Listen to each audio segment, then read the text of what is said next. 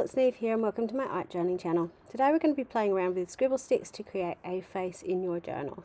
So scribble sticks are one of those mediums that I have and I don't necessarily use as much as I should.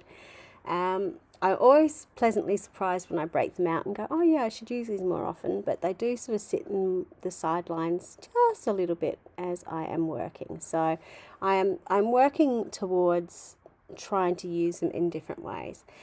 In my journal I am starting off though putting some gesso in the background. I don't do this very often, but because the scribble sticks are water reactive, I just wanted them to be able to move a little bit more freely. So I thought by putting some gesso in the background that would help. So in a really light colour, you can see I'm starting off with yellow here. You can see I'm drawing out the skeleton of the face. When you're drawing a face, and I know it's really hard to see because I haven't put much detail in, you need to divide it up into half and then quarter and then eighths. And the eyes are actually sit on the half line. Your nose sits on the quarter line and your lips sit on the eighth line. So it's actually a lot further down the face than you would expect it to be. In this very scary looking alien-esque type thing that I am drawing in front of you, I am using cyan, magenta and yellow as my shading for this. Now, I've talked about this before in previous videos, but I find using these three colours when I'm drawing faces really handy. The reason for that is they're very obvious what they're supposed to be. So the yellow is the highlights, the red or the magenta is the midtones, and the blue is the shadows. If I try to do this with skin tones, that's where I get a little bit mixed up and I mix them up and then things don't look right and then I have to go back and rework them. This, while it looks completely alien-esque, gives me a little bit more clarity of where should be darker, where should be lighter, and so on. You can see it's really scribbly. I'm actually using quite a bit of pressure to get the colour down on this page. And that's one thing I've found, if you're struggling with success with the scribble sticks, they are a lot harder than some of the other crayon-based materials that are around, even the Neo colours. So you actually do need to press down quite hard on them. And in all the time that I've had them, I've not necessarily been gentle with them and I've never broken a stick. So don't be afraid to press down on them. I sort of held off doing that for a long time because I thought, oh, I'm going to break it, and I haven't yet. So just have a go. Press down a little bit harder.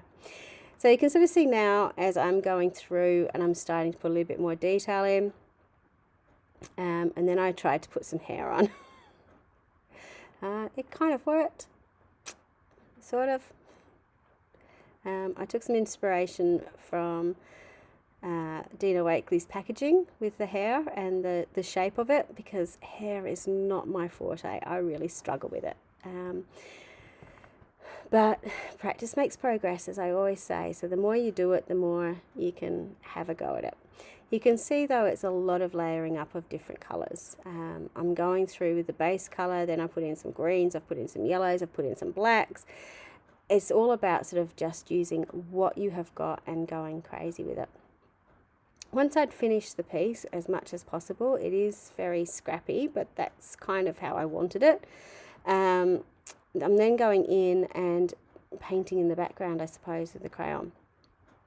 So with this, I decided I wanted to wet this part of it, but I want to keep the sort of scribbly lines in the background. You can see it's not much water and you get quite a payload of pigment coming off. So that was really good to know as well, that you don't, I put it on quite heavily and I got a lot of pigment off it.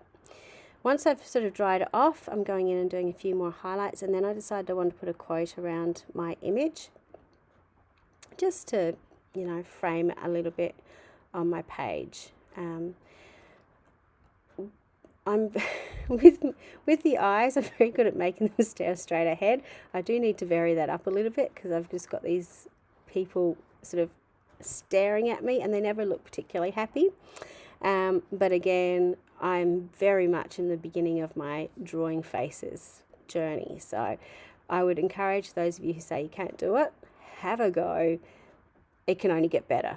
And if you keep working at it, it's going to get slightly better every time you do it. I look back at my very first face that I ever drew, and this is a huge improvement from there. So there's still plenty of room to go, but it does get better, I promise. So this is just a really simple text in the background. Really long skinny letters. I've coloured in sort of the circly bits. If it costs you your mental health, it's too expensive, girl, which I really liked. As many of you know, I use doing art journaling as my form of mental health regulation. It sort of keeps me centered a little bit.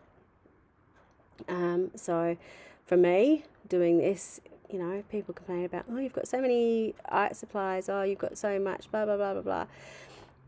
And I take that on board.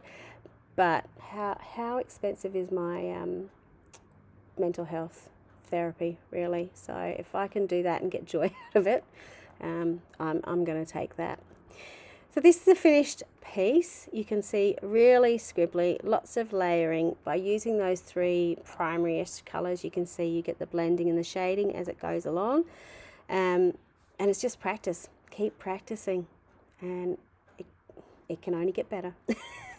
Until next time, bye for now.